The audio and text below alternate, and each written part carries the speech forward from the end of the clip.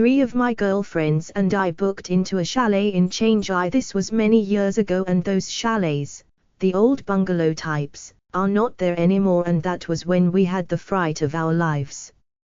We aren't superstitious people, and since that incident we have tried to explain away what happened, but that night you couldn't blame 4 teenage girls for being scared to be alone in a chalet in lonely Chiang with hardly anyone else around.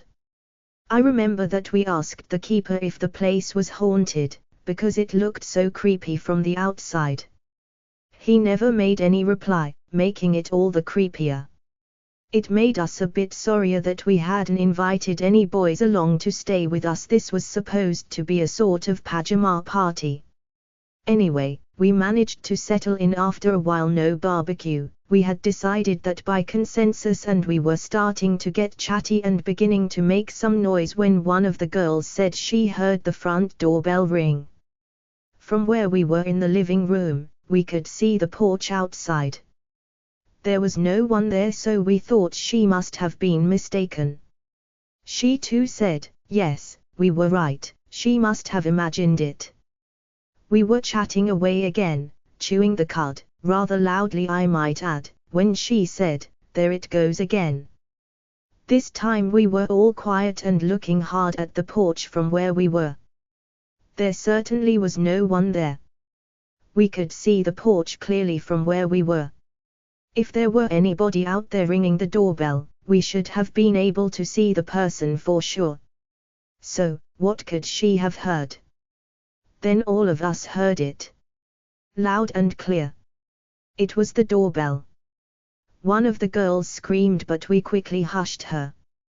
Then we heard it again, and again and again, each time getting louder and more insistent, as if someone was angry and demanding to be let in. We didn't know what to do. Everybody froze.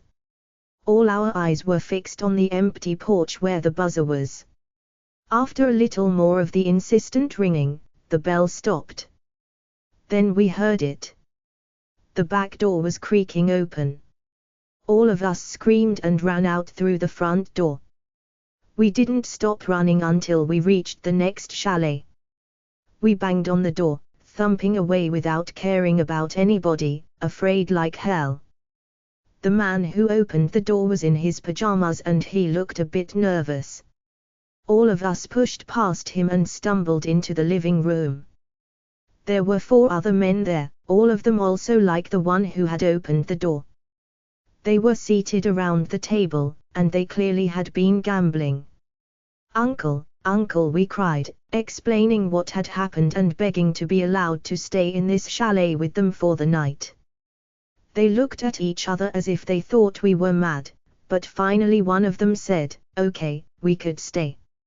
I can tell you, that night we hardly got any sleep. When one of the girls wanted to go to the loo, she forced me to go along and stand guard outside. From where I was, I could hear her singing Amazing Grace to give herself courage while doing her